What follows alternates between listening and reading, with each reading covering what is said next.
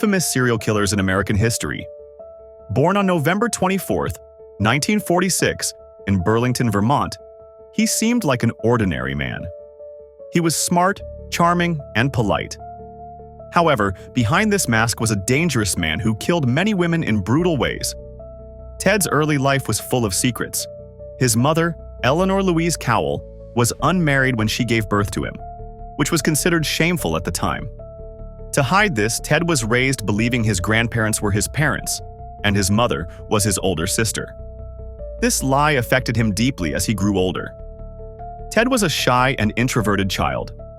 Despite this, he did well in school and was very intelligent. However, he struggled to connect with people emotionally. Some reports suggest he enjoyed watching violent movies and often felt out of place among his peers. As a teenager, Ted began showing troubling behavior. He became fascinated with crime stories, especially ones about murder and violence. He also started stealing things and spying on people. These small crimes were early signs of the darker path he would take later in life. In the 1960s, Ted attended the University of Washington, where he studied psychology. During this time, he fell in love with a young woman named Stephanie Brooks. Stephanie was everything Ted wanted: beautiful, wealthy, and successful. However, their relationship ended when she broke up with him, saying he lacked direction and ambition. This breakup deeply hurt Ted and is believed to have influenced his later crimes. After Stephanie left him, Ted became determined to prove himself. He worked hard, went back to school, and seemed to rebuild his life. But inside, he was growing angrier and more resentful. In the 1970s, Ted began his killing spree. His first known murders started in 1974, although some experts believe he may have killed earlier. Ted targeted young women who looked similar to Stephanie. Long, dark hair parted in the middle. He would approach them in public places, pretending to need help. Sometimes he wore a cast or used crutches to seem harmless. Once the women agreed to help him, Ted would attack them, kidnap them, and take them to secluded areas. There, he would kill them in brutal ways. Ted's charm and good looks made it easy for him to fool people. He was polite and appeared trustworthy, which allowed him to lure his victims without raising suspicion. His murders spread across several states, including Washington, Oregon, Utah, and Colorado. Despite the growing number of missing women, police struggled to find the killer. Ted was very careful about covering his tracks and changing his methods to avoid getting caught. However, his name did come up in police investigations after several people reported a man named Ted approaching women in a Volkswagen Beetle. In August 1975, Ted was arrested for the first time.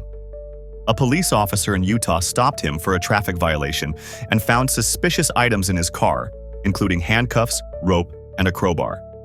These tools were linked to his crimes, and Ted became a suspect in several murders. Even though he was arrested, Ted used his intelligence to manipulate the legal system. He acted as his own lawyer during his trials and even managed to escape from custody twice. During his second escape in 1977, he fled to Florida, where he committed more murders. One of his most brutal attacks happened in January 1978 at a sorority house at Florida State University. Ted broke into the house and attacked 4 women, killing 2 of them. His violence shocked the community and made national headlines. Ted's final crime was the kidnapping and murder of a 12-year-old girl named Kimberly Leach. This crime ultimately led to his capture. Ted was arrested for the last time in February 1978. During his trial, he continued to deny his crimes and maintained his innocence. However, the evidence against him was overwhelming, including eyewitness accounts and bite marks that matched his teeth. In 1980, Ted was sentenced to death for his crimes. While on death row, Ted finally confessed to killing at least 30 women, although the actual number is believed to be much higher. He gave interviews to psychologists and journalists, offering insights into his twisted mind. Ted said he felt no guilt or remorse for his actions, and his confessions were often cold and detached.